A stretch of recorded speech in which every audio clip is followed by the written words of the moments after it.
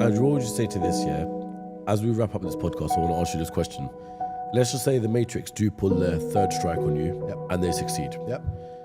How do you want the world to remember you, and what's the impact you want to leave on people? I feel like I've lived a good life. I'm 37, and I would argue that I've lived more life than most 100-year-old men. I've done everything, been everywhere. I've made a mark, made an impact. What's life for? Well, life's to have children and to leave an impact and to teach your children things. Bunch of kids, done my job. So I don't want anyone to think I'm sad about it. It was a decision I made. I feel like as a man, you should always live for something bigger than yourself. I feel like that the true masculine imperative is to find a battle worth fighting for. That's why men have always gone to war, and some men died. That's how it's always been for men.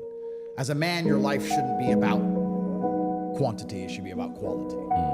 And trying to live as long as possible, but being that porridge goo in the middle is not as important as living a shorter amount of time and getting to be the T-bone steak.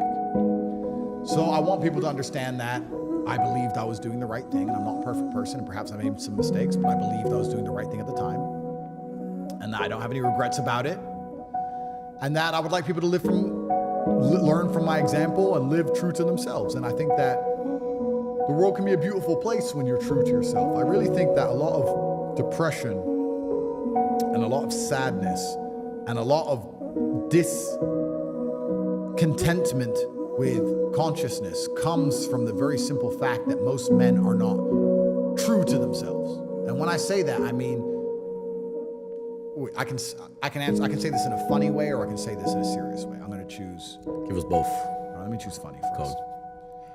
Go. You want to fuck a bitch? Fuck a bitch, bro.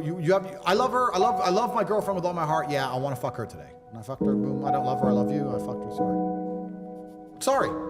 Now, I can pretend I'm not supposed to want to do that. I can pretend I don't want to do it. I can listen to my woman tell me that's wrong and then be told I'm immature and all this crap. I want to do what I want to do. If I want to tell a man to go away in a less polite way, I'll do it. If I want to fire a member of staff, I'll fire them on the spot. I don't care.